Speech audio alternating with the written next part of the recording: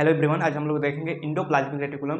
तो endoplasmic reticulum network of membrane present in the cytoplasm, यानी एक जाल जो साइटोप्लाज्म में प्रेजेंट होता है। जैसे यहाँ पे न्यूक्लियस है, यहाँ पे न्यूक्लियस है। अब न्यूक्लियस के इस साइड में एक इंडोप्लाज्मिक रेटिकुलम है जिसे आरईआर कहते हैं, मतलब रफ इंडोप्लाज्मिक रेटिकुलम, जो अभी आगे अगले स्लाइड में हम लोग पढ़ेंगे। और यहाँ पे एससीआर यानी स्मूथ इंडोप्लाज्मिक रेटिकुलम। तो ये सब जो पूरा सेल है, ये पूरा सेल है, बीच में न्यूक्लियस है और उसके साइटोप्लाज्म में ये क्या एंडोप्लाज्मिक रेटिकुलम, एससीआर आरईआर। फिर उसके बाद facilitate transport of protein and lipid. जो इंडोप्लाज्मिक रेटिकुलम होता है प्रोटीन और लिपिड के ट्रांसपोर्ट में हेल्प करता है। जैसे आरईआर ये प्रोटीन का सिंथेसिस करेगा और उसके ट्रांसपोर्ट में हेल्प करेगा। एससीआर लिपिड का सिंथेसिस करेगा और लिपिड के ट्रांसपोर्ट में हेल्प करेगा। अब इसका फंक्शंस देख लेते हैं, इंडोप्लाज्मिक रेटिकुलम का फंक्शंस।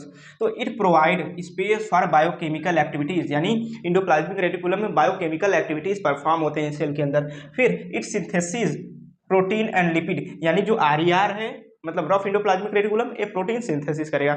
और जो एसईआर है स्मूथ इंडोप्लाज्मिक रेटिकुलम, ये लिपिड सिंथेसिस करेगा। ये जो आरईआर है इसमें राइबोसोम प्रेजेंट होता है। ये जो स्ट्रक्चर इसे राइबोसोम कहते हैं, राइबोसोम्स, यानी ये जो राइबोसोम को प्रोटीन फैक्ट्री कहते हैं, यही प्रोटीन को सिंथेसिस करने में हेल्प करेगा।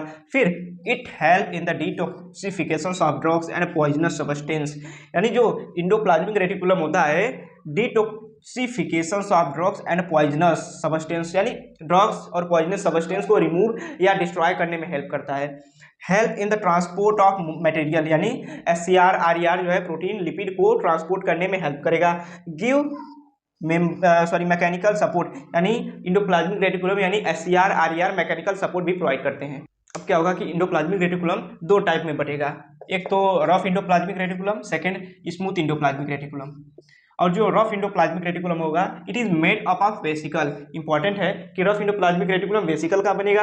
इट सिंथेसाइज प्रोटीन, यानी जो रफ इंडोप्लाज्मिक रेटिकुलम होगा वो प्रोटीन सिंथेसिस करेगा, क्योंकि उसमें राइबोसोम होता है, उसमें राइबोसोम होता है जो प्रोटीन फैक्ट्री होता है राइबोसोम।